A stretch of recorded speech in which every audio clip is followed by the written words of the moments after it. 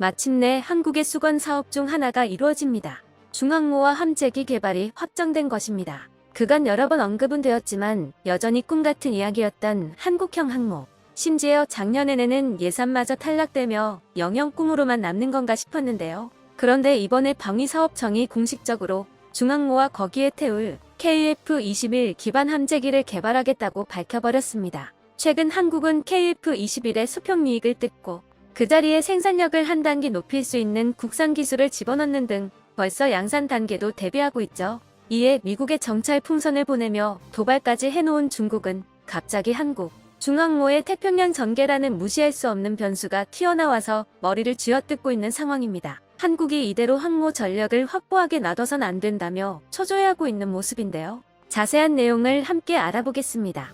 경항모를 건조하는 해군 수관 사업이 2년째 제자리 걸음을 걷던 가운데 방사청이 항모함재기를 미국 F-35B 대신 KF-21 네이비로 독자 개발할 수 있는지 연구 용역을 실시한 결과 항모 건조 일정에 맞춰 개발이 가능하다는 결론이 나왔습니다. 이에 맞춰 항모도 기존의 경항모가 아니라 중형 항모가 적합한 것으로 조사됐습니다. 덧붙여 KF-21 네이비 28대, 여기에 조기 경보기 2대와 구조헬기 2대를 추가하면 항모의 실질적인 작전 능력이 확보되는 걸로 나타났습니다. 이 정도 규모를 수용하려면 경항모로는 어림없고 중형 항모는 돼야 하죠. 함재기 이착륙 방식은 캐터펄트 사출, 스키점프대, 수직이 착륙의 세 가지 중에서 사출 방식이 가장 적합한 걸로 나왔습니다. 사출기 탑재도 매립 공간과 발전량 때문에 중형 항모급 체급을 요구합니다. 군 당국은 이번 연구 결과를 토대로 경항모 사업을 중항모 사업으로 변경할 계획인 것으로 알려졌습니다. 해군은 여태껏 경항모 사업의 타당성을 F-35의 수직이 착륙 함재기 파생형인 F-35B 도입 계획에만 의존해왔습니다. 그런데 이는 어디까지나 계획일 뿐이었고 언제든지 변경될 가능성이 있어 아무런 실체도 없었죠. 게다가 F-35B의 운용 특성이 영 좋지 못하다는 사실이 속속 밝혀지면서 이런 문제투성이 함재기를 사오는 것이 정말 맞느냐는 목소리가 점점 커지고 있었습니다. 가격과 운영비가 비싸고 작전 반경이 좁으며 무장량이 적다는 널리 알려진 문제점이 있었음에도 단거리 이함 및 수직 착함과 스텔스라는 엄청난 장점 때문에 많은 나라들이 F-35B의 운용을 전제로 경항공모함이나 강습 상륙함 계획을 수립했는데요. 정작 미국과 영국이 실제로 탑재해서 운용을 해보니 생각지 못한 단점들이 많았습니다. 수직 착함 시 허용 중량이 너무 적어 불완전한 수직 착함인 SRVL을 해야만 한다는 점, 이를 견디기 위해 엔진 출력을 버티는 특수한 갑판이 요구되는 점, 단거리 이함 시 후류의 열폭풍이 너무 심하다는 점, 주익을 접을 수 없어 초근접 주기가 불가능하다는 점 등 분명 함재기인데 항모에서 운용하기에는 걸림돌이 너무 많았죠.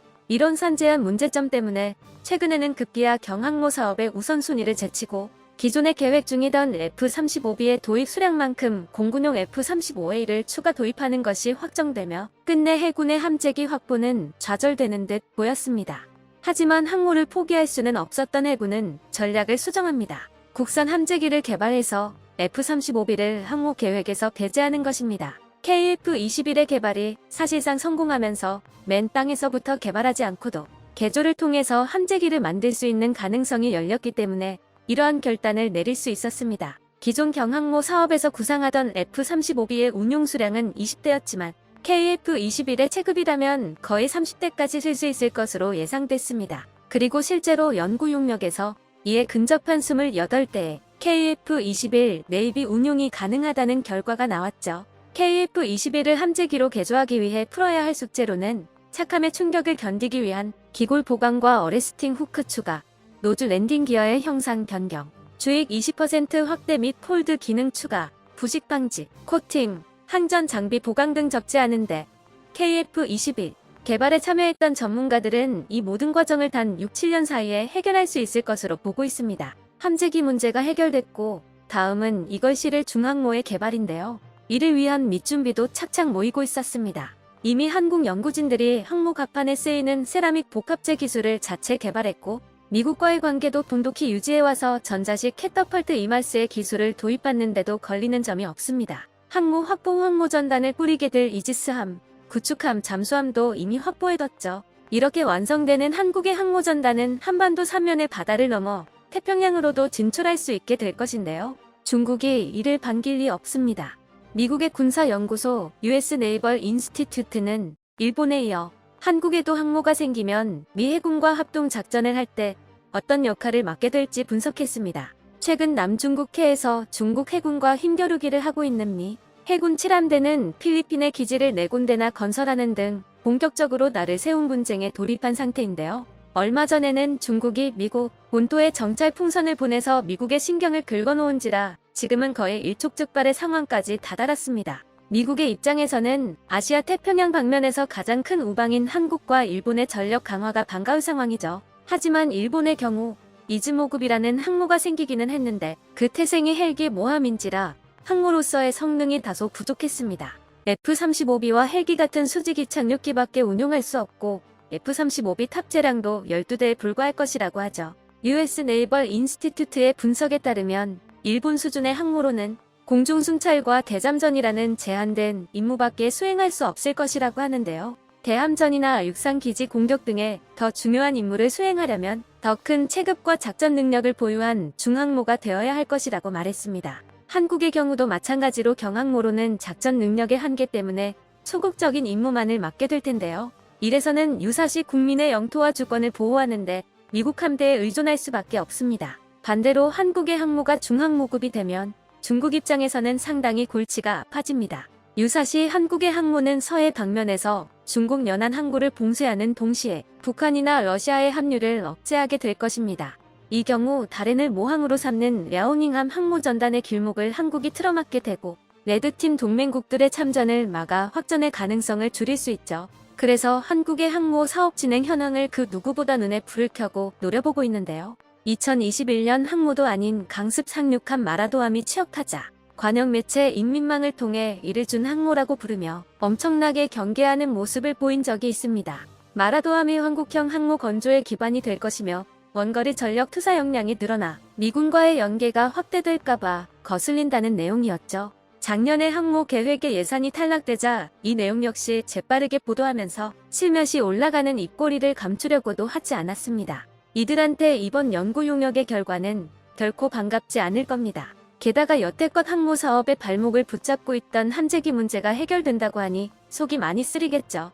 최근 한국연구진은 KF-21 부품의 가공 기술을 국산화해서 생산력을 한층 끌어올리기도 했는데요. 바로 KF-21 수평 꼬리 날개에 적용되는 티타늄 피봇 샤프트의 가공 기술입니다. 피봇 샤프트는 수평 꼬리 날개와 동체의 체결부로서 회전 중심축을 담당하면서 공기 저항의 하중을 동체로 전달하는 역할도 합니다. 기존 피봇 샤프트는 대형 티타늄 소재의 난사 가공을 요구해서 국내 제작이 어려웠고 그래서 미국 다스코사의 제작을 의뢰해야만 했습니다. 정현주 카이 KF-X 후방미익 설계팀 선임은 제작 의뢰 문제점을 개선하기 위해 KF-21 양산기의 수평미익에는 국산화한 피봇 샤프트를 적용하기로 했다며 민수용 엔진 파일론, 설계 제작 요소 기술을 개발하기 위해 티타늄을 가공하고 있는 사내 공정개발팀에서 힌트를 얻어 피봇 샤프트 가공 국산화에 성공했다고 말했습니다. 이를 통해 KF-21의 양산 속도가 더 빨라지면 물론 원가도 크게 절약할 수 있을 것으로 보입니다. 공군용으로 배치되는 KF-21 120대, 동시 개발 및 양산되는 KF-21 네이비 28대, 그리고 인도네시아 인도분이라 마음에 들진 않지만 계약상으론 존재하는 IFX 50대까지 한국이 생산해야 하는 KF-21의 총량은 실전 배치용만 198대, 시제기를 합치면 200대가 훌쩍 넘습니다. 양산 시작부터 배치 완료까지는 6년의 시간이 들어가는데 이 중 2년은 정식 배치 전 운용 시험 기간이라 사실상 4년 만에 이걸 전부 생산하게 되는데요. 대략적으로 계산해도 9일 미만의 시간에 한 대의 KF-21이 조립되는 경이로운 속도입니다. 무기 뽑아내는 속도로는 둘째가라면 서러울 중국도 한국의 생산 속도에는 마른 침을 삼키면서 긴장하는 기색을 감추지 못하고 있죠. 머지않아 KF-21이 압도적인 생산량을 바탕으로 F4, F5, F15, KF-16까지 대체하고 항모에서까지 뜨게 된다면 한국 공군의 평균적인 전력이 말도 안 되는 수준으로 뛰어오르게 됩니다. 최소 4.5세대 디산 전투기들이 서해 길목을 막아서고 있는 한 서해 방면, 중국 해군은 아무리 밀어붙여도 무탈하게 태평양으로 나갈 수는 없습니다. 한국이 생존을 도모하는 방법이 바로 이것이죠. 이렇게 적국으로 하여금 손실을 강요하는 억지력을 갖춤으로써 비로소 국민의 주권과 영토의 안전을 담보할 수 있는 것입니다. 그런 의미에서 한국이 이대로 쭉 잘해나가길 빌어보겠습니다. 끝까지 시청해주셔서 감사합니다. 도움이 되셨다면 좋아요를, 다른 이야기도 궁금하시면 구독을 눌러주세요.